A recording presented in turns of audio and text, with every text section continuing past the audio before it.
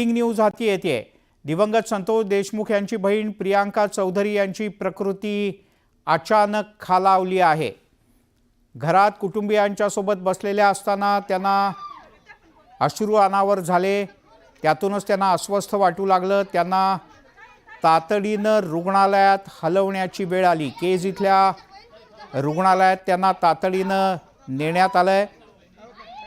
काही क्षणांपूर्वीची आपण दृश्य पाहतो आहोत।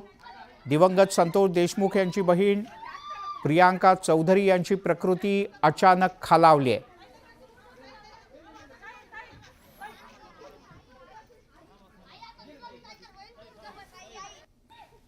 सुरेश जाधव आपले प्रतिनिधी आपल्यासोबत जोडले गेलेत। सुरेश, काय अधिक माहिती आहे?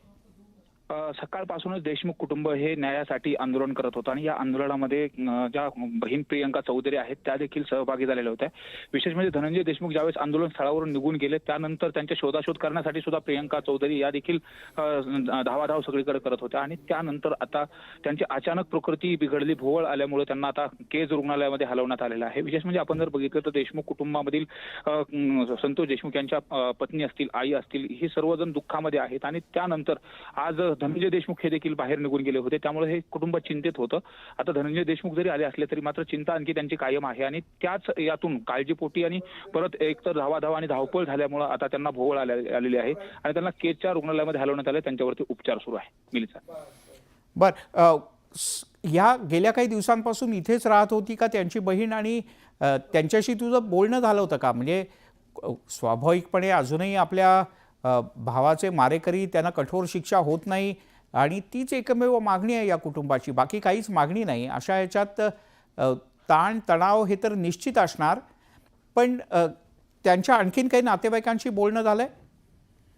सकाळी ज्यावेळेस धनंजय देशमुख हे आंदोलन स्थळावरून बाहेर निघून गेले होते त्यावेळेस या ज्या त्यांची बहीण आहेत त्यांनी देखील आक्रमक प्रतिक्रिया दिलेली होती। न्यूज 18 लोकमतला देखील त्यांनी बोलले होते की या संपूर्ण प्रकरणाला 34 दिवस उलटले आहेत, अद्यापही काही आरोपी अटक नाहीत आणि काही आरोपींना वेगळा न्याय आणि काही आरोपींना वेगळा न्याय अशा पद्धतीने दिलं जाते। आम्हाला फक्त न्याय हवा आहे आणि त्या न्यायासाठी आम्ही जे कुठलंही म्हणाल ते आंदोलन करायला तयार आहेत। आज ज्या पद्धतीने धनंजय देशमुख पाण्याच्या टाकीवरती चढून त्यांनी आक्रमक पवित्रा घेतला होता, उद्या देखील गावकऱ्यांनी तशा पद्धतीने पवित्रा घेतलाय। मात्र कुटुंब जे आहे देशमुख कुटुंब त्यातील जी बहीण प्रियांका आहे ती देखील या संदर्भामध्ये न्याय मिळावा यासाठी अनेक वेळा त्यांनी माध्यमांना देखील बोललेलं आहे आणि आज देखील धनंजय ज्यावेळेस निघून गेला होता त्यावेळेस शोधाशोध करण्यामध्ये सुरुवातीला ती आघाडीवरती होती, सगळ्या ठिकाणी पळापळ करणं, शोधाशोध करणं आणि त्या कुटुंबाला एकंदरीत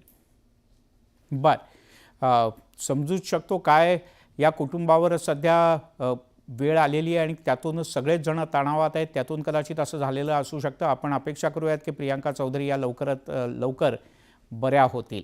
तुर्तास धन्यवाद या माहितीबद्दल।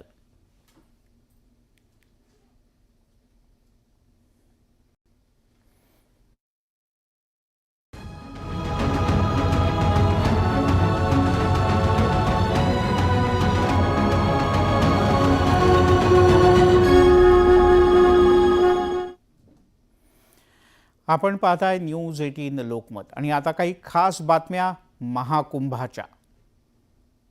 मकर संक्रांतीच्या दिवशी पहाटेच्या सुमारास शाही स्नान सोहळा पार पडणार आहे।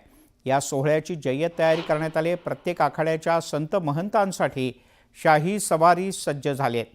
त्यासोबतच नागा साधूंसाठी देखील शाही व्यवस्था करण्यात आलेली आहे। या संदर्भातला आढावा घेतला आमचे प्रतिनिधी प्रशांत लीला रामदास यांनी। शाही स्नानाला जाण्यासाठी शाही सवारी देखील असणार आहे। माझ्या मागे आता सगळ्यांचे सिंहासन लागलेले आहेत, त्या आखाड्याचे हे सिंहासन आहे। त्या आखाड्यानुसार जेव्हा शाही सवारी सुरू होईल तर त्या पद्धतीने हे सगळे जे आखाड्यांची शाही सवारी आहे त्यामध्ये हे चांदीचे सिंहासनावरती ते त्या बाबाचे महामंडलेश्वर तिथे असणार आहे। आणि त्यामध्ये जर बघितलं तर जसं त्यागी निर्वाणी बाबा प्रीतमदासजी आहे त्यांची मूर्ती उभारली आहे, तर त्याच्या मागे सर्व जे संत महंत आहे आणि सोबतच जर बघितलं आपण तर महामंडलेश्वर जे आहे आचार्य महामंडलेश्वर यांची ही त्या आखाड्यानुसार ती त्या पद्धतीची शाही सवारी असणार आहे। सर्वात प्रथम नागा साधू उद्या शाही स्नान करणार आहे। त्यासाठी आता तयारीसाठी हे सर्व सिंहासनांवर असलेले सिंहासनाचे ट्रॅक्टर इथे दाखल झालेले आहे। यामध्ये आता सजवायला सुरुवात होईल आणि त्यानुसार हे सर्व ट्रॅक्टर सजवण्यात येईल आणि त्यानुसार शाही स्वारी निघेल।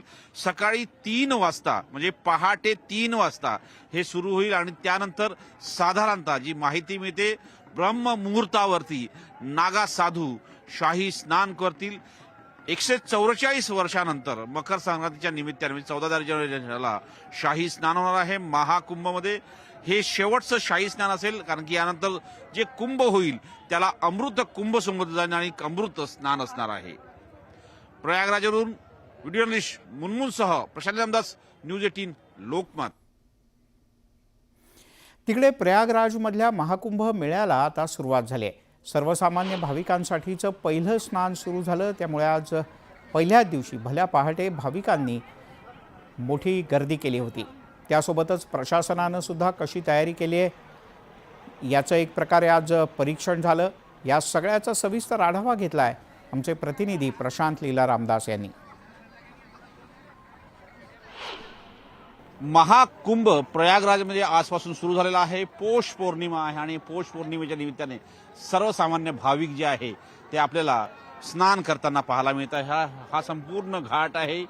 त्या पुलापासून तर इकडे डावीकडे असलेल्या पुलापर्यंत मोठे साधारणतः असे 22 पूल या संपूर्ण संगमावरती टाकण्यात आलेले आहे। महत्त्वाचं म्हणजे जर बघितलं या पद्धतीचे पूल तयार करण्यात आले आणि त्या पुलाच्या बाजूला सर्वसामान्य भाविकांना स्नान करता येईल यासाठी ती व्यवस्था करण्यात आलेली आहे। एकीकडे सोबतच एनडीआरएफचे जवान देखील तैनात आहे की यासाठी किती कुठल्याही प्रकारची दुर्घटना होऊ नये, नदीचा प्रवाह बघता त्या दृष्टिकोनातून उपाययोजना करण्यात आलेली आहे। सोबतच नदी देखील प्रदूषित होऊ नये यासाठी देखील इथे कर्मचारी तैनात करण्यात आले आहेत। ते साधारणतः जो नदीमध्ये कचरा येतो तो देखील बाहेर काढण्याचा प्रयत्न करत असतात। आज पौष पौर्णिमा आहे आणि पौष पौर्णिमेच्या निमित्ताने इथे सर्वसामान्य भाविक जे आहे ते स्नान करीत आहे। 144 वर्षानंतर साधारणतः आजचा जो क्षण आहे, उद्याचा जो क्षण आहे, जो साधारणतः मकर संक्रांतीला 14 जानेवारीला येणार आहे, त्या दिवशी शाही स्नानाचा आहे। आजपासून प्रयागराजमध्ये महाकुंभची यात्रा सुरू झालेली आहे आणि पहिला दिवस जो आहे तो सर्वसामान्य भाविक जे आहे ते स्नान करीत आहेत। स्नान करून पुण्य कमविण्याचा प्रयत्न करीत आहे। प्रयागराजमध्ये आजपासून महाकुंभाला सुरुवात झाली, त्यामुळे मोठ्या संख्येनं भाविक दाखल झालेत। अशातच महाराष्ट्रातील हजारो भाविक कुंभमेळ्याकरता पोहोचलेत। भुसावळमधून तब्बल 150 कुटुंब इकडे दाखल झालेत। दरम्यान उद्याचं शाही स्नान नेमकं कसं असेल, कशा प्रकारची व्यवस्था आहे, त्यांच्यासोबत बातचीत केली आमचे प्रतिनिधी प्रशांत लीला रामदास यांनी।